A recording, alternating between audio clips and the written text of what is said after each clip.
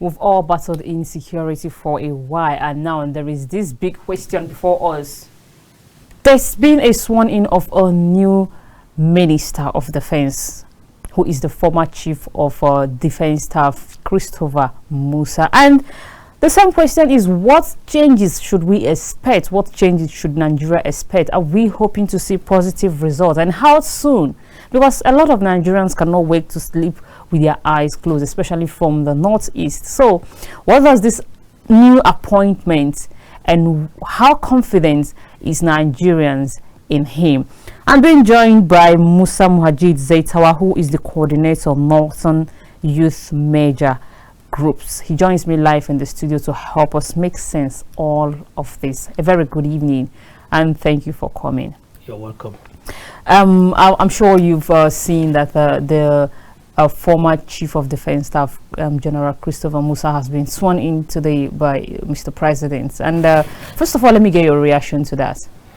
So, precisely, Nigerians are so much confidence about his policy when he was the Chief of Defense Staff, because the government of Asiwaju Bola Ahmed Tinubu has came with different ideas with the previous government, especially every government has military representative.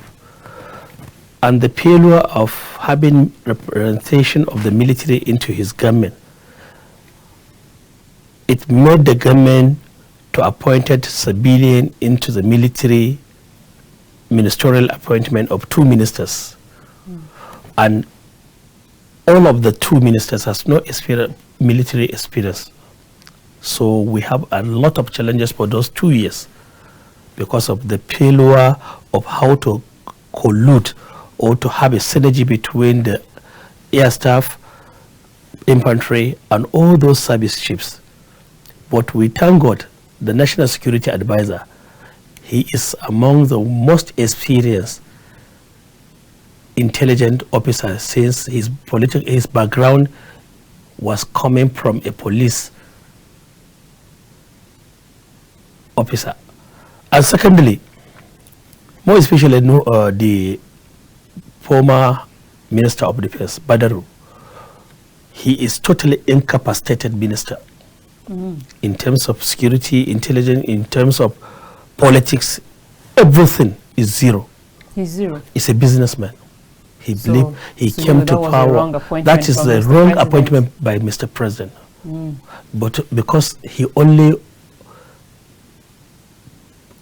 understand of loyalty, Nigeria is about in terms of security. But some have argued that being a 2-term state governor, that he has the that experience. Never means that he is going to take care of Nigerian security problems, because even as a former governor. Yes, because Jigawa is just like a village in Nigeria.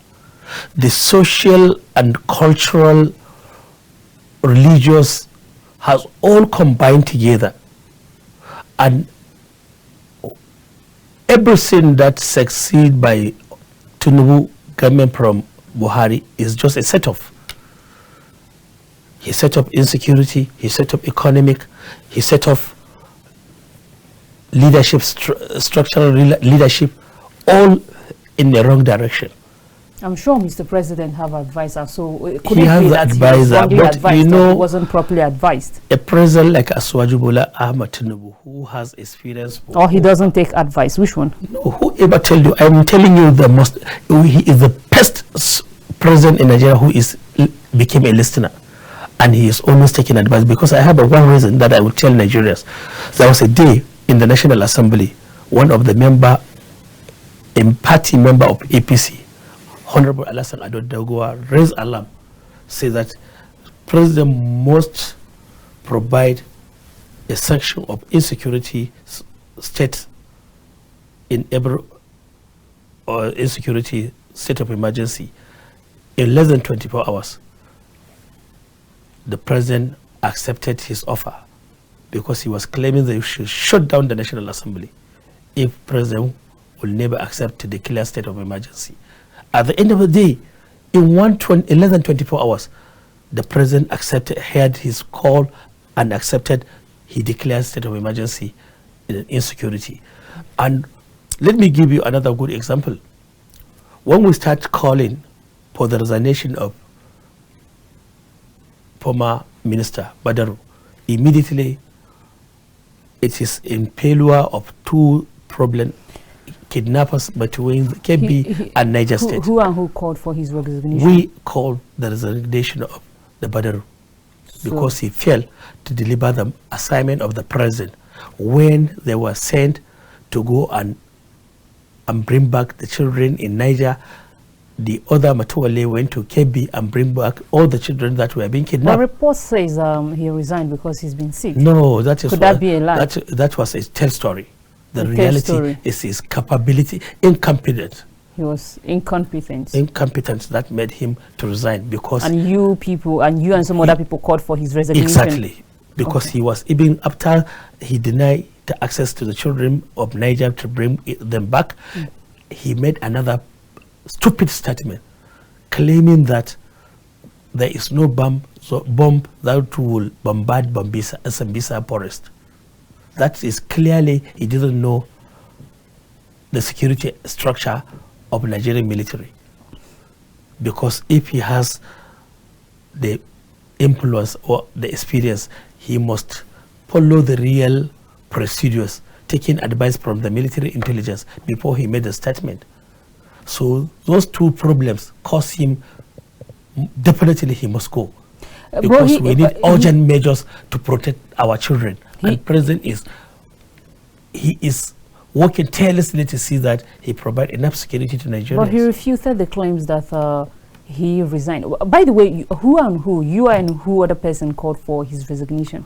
Our organization, because we have already calculated that if this situation continues every day, the insecurity problem is always adding. So were you also the one that recommended Christopher Musa to be appointed? Yes, we even write a letter. We even write a letter to the president. We need the military experienced person like Christopher Musa to come and take over the office. And the president accepted our offer immediately. Even in this television, I have already requested after the letter. Did that you I request? I requested. I have an interview in Hausa. I requested. I thought you once said that there was a planned coup.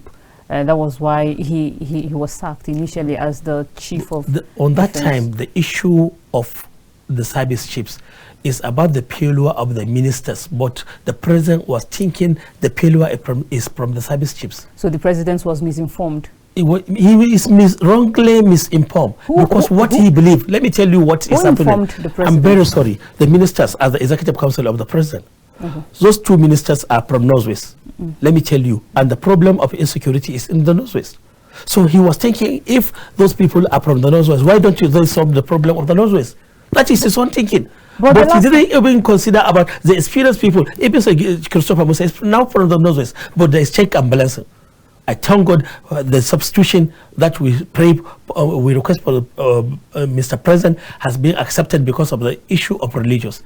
We need someone from the Christianity because of the issue of the international conspiracy affecting Nigerian democracy, which you should keep remember, the President of America has already claimed that there is petition against Nigeria by killing Christian.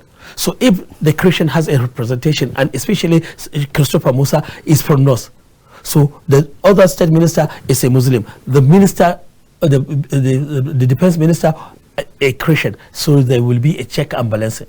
So you now agree, or you now withdraw from the fact that you because you initially believed that General Christopher Musa is among the people who are making plan allegedly. No, I never said that.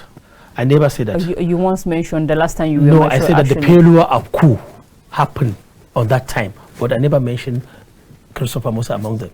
I never mentioned that. I was even now requested for him to come back as a defense minister. If there is that matter, how should I request him to come back to the democratic government? Now he's a civilian. Now Christopher Musa is a civilian now. Oh yes, he is. He's a civilian and he must work with a politician, because we know at the time, even his speech now in the National Assembly and in the Bila, it is clearly indicated now he has the full power to fight against insurgency and insecurity for getting Nigeria into the right direction. So we believe we have a good hope, and we believe Christopher Musa will make his effort to end this crisis before election of the 2027, because most of the opposition, they want the failure of the mandate of the president before the election. They will fight against him with this insecurity. They start fighting him with hunger. At the end of the day, hunger becomes history. This now design, they politicize the issue of insecurity. Let me give you a good example in Kano. The day that those abductors, those kidnappers start getting into the Kano State villages, the governor denied that they were not kidnapping anybody, and they kidnapped 12 family. I start broadcasting to inform the governor because it's a good example. The governor of Kebbi State, when his children, students were being kidnapped, he started shouting and crying to pay all Nigerians already knows what happened on that time. But the governor of Kano State, Abba Kabir Yusuf, denied that there is insecurity in Kano. And secondly, they went, after Shanono, they went to Zaitawa and the following day. The third day, there is arrest of 4 kidnappers inside the metropolitan of the Kano State. So that day, the governor already made a press release claiming Ganduje and Deputy Senate President are responsible of this terrorism in the state. So I start challenging him. I write a letter to the president. We need to involve Kano in a state of emergency. My aim and objective is that the governor politicized the issue of insecurity with the plan to sabotage Asuwaju Ahmed Tinubu in the next incoming election, because if they had the agenda, people didn't be aware, the kidnappers will take over a lot of local government within the state. At the end of the day, they will target to plan to say that Asuwaju Ahmed Tinubu was behind the insecurity in Kano State. So that is the same what Konkoso has done to Jonathan Goodluck. He blackmailed Jonathan Goodluck with insurgency, and that is the main essence of his lost election. So they designed another, because he was planning to combat to PDP. PDP were being destroyed. Who is the that? Konkoso. Okay. Because he has no party now. He is confused. So to understand, you think that he's highly involved in what is going on? He is planning, if the incidents continue, taking a lot of, if now the bandits kidnap 10 people, tomorrow they'll come and kidnap a village, because they know nothing happened. That is exactly what is happening in the northern state. But the policy of Kano, it is different with others, because they want to silence the opposition. So they are intimidating us with intelligence security, with court, and now we send a letter to NGC, National Judicial Council of Nigeria, because they want the judiciary now to not involve into politics, not politicizing the judicial system. And now the government are confused. The governor agree that there is insecurity in Kano, and he is even supporting the president effort for declaring insurgency, state of emergency in insecurity. So we thank God we are making our own effort. Let me give you a good history. The past 3-4 years, when Ganduje was a governor in Kano State, the same Boko Haram entered the bush of Palgore. That is one of the local government, into the Wada local government, very close to Kano State. And that forest has linking to Yankari and also to Mambila, close the boundary of Cameroonian. That is where they head out of the insurgents of Boko Haram. So when we discovered that matter, I single-handed invited the professional in security. Let me give you the good example of 2 of them. Major Hans Al-Mustafa is one of the most influential experience in intelligence. I invited him with his crew to Kano to spend 2 days to discuss about how to resolve the issue of insecurity in Kano State with my money. I accommodated them with media, everything, even the place that I rented in Mina Hall. When we discover the information from them, the route, we inform the governor. and how they plan to come and attack Kano. All right, those information were being taken to governor, and the governor accepted Ganduje, and he closed all tricycle existing into the city. Okay, but now let's move forward, because all those are in the past, and we are looking for a way to eradicate insecurity in Nigeria. So that is why we have a confidence on on this new defense minister, because the day that he was being compiled by the Senate, I even discussed with him in the office of the Special Advisor to the President on National Assembly Matter, Senator Bashir Garbalado. We discussed a lot of things about the northern problems. What does this appointment mean for the country's scrutiny when it comes to the security architecture entirely? But he has the the security background. He is in the system. He's a military.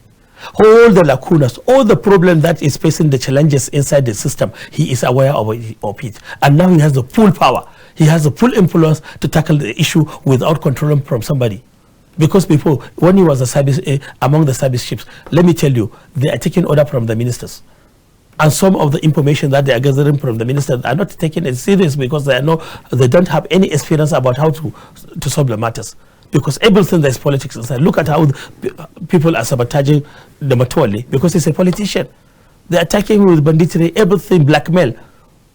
But I know he is doing his best. Even the last issue that he done, and with the support of the National Security Advisor, all these issues is going directly to solve the issue of insecurity in northern Nigeria, generally, with the support of the National Security Advisor, Malano Rubado, because I know even the history of what he has done.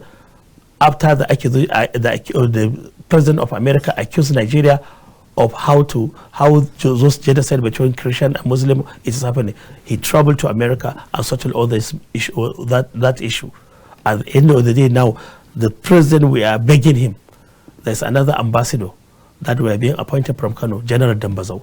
We need the president to appoint him to the United States of America, because we know what he is going to deliver, to have a good relationship in terms of economy, military, and how America will support Nigeria to end the insecurity. Because every representative has a role to play.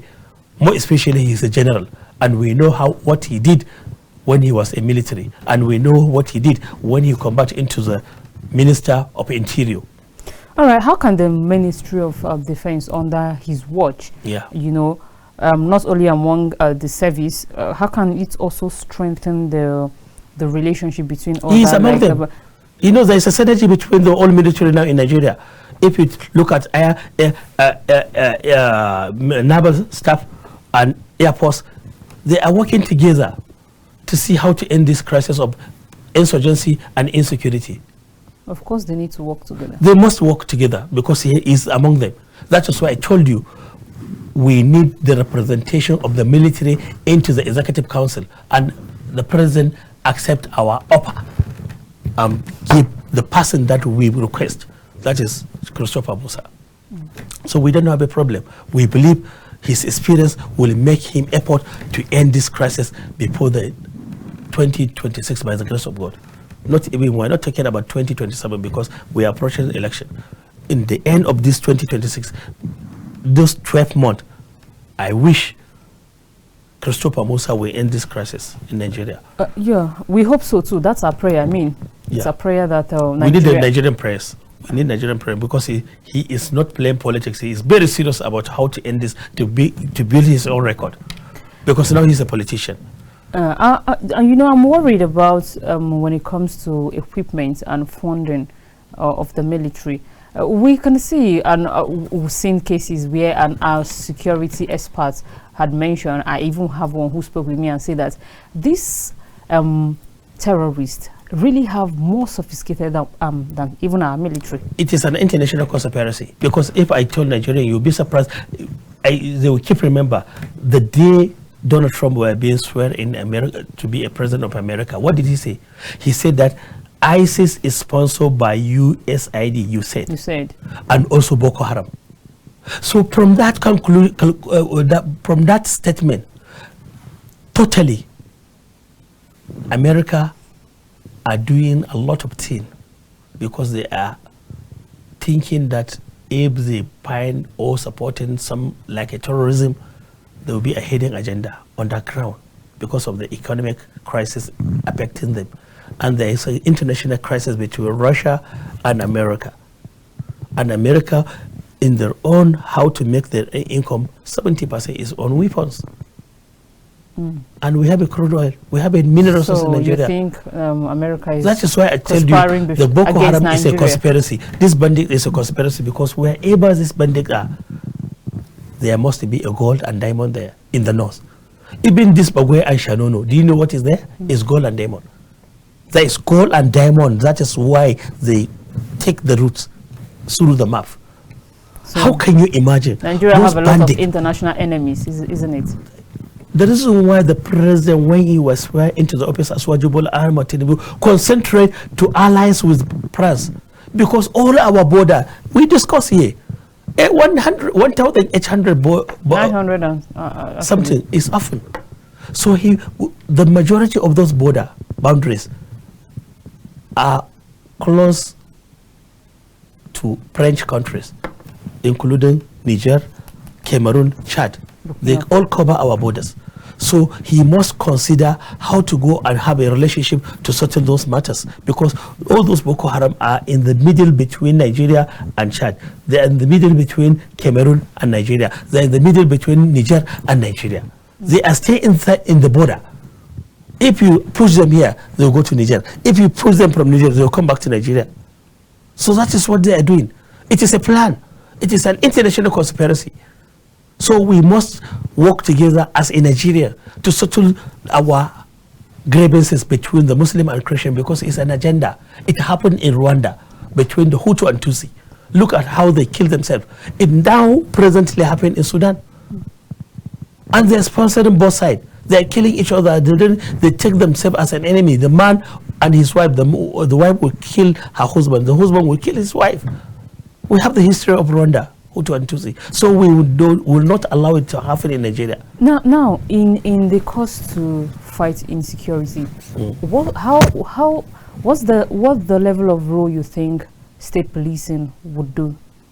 So in terms of fighting insecurity, police they have a lot of chances through the community orientation, getting very close to society, and when the bandits will be arrested, they will be directly taken to the custody of police. From there, they will take them to the court. So, but now we believe they have a lot to contribute to make sure, because let me give you a good example. What happened last 2 days in Kano? The police has the information that the bandits are coming from Katsina. They start waiting the car arrival, and immediately the boss arrive. They arrested the suspect and take them to their own custody. 4 of them with sophisticated weapons. So if there is no police, if there is military, maybe they will start beating the people who are not even the criminals. But the police has the intelligent information, and they work with that intelligence and arrest the culprits. All right, thank you so much. That is the role of the security between the military and the police. I'm sorry we'll have to end it here because our time is fast spent. But I must thank you for coming. It's always a pleasure having you. Thank you very much. Your contribution. I really do appreciate it. But we have to pray, Nigerian to pray for Christopher Musa. Of course, we are praying for him. Crisis, because it's politically motivated. Even the insecurity and insurgency in Nigeria is politically motivated. I bet you it's the opposition wish this to continue, because they was thinking it's the easiest way to take over the power from Aswajibola Ahmad, and we believe something must be done. Definitely. With the support of Nigeria to end this crisis. Definitely, and that's where we bring an end to the discussion this evening. The appointment of General Christopher Musa marks a crucial moment for Nigeria's security direction. Inshallah. It's important to also know that success would depend on strategic reform, strengthened coordination across agencies, and balance between military side and civilian oversight. And once again, don't forget that security is everybody's business. When you see something, say something, report to the relevant authorities. And of course, I'll see you again next week. But before then, to stay safe out there and have yourself a beautiful weekend. I am Chinaza Asewu. See you next week.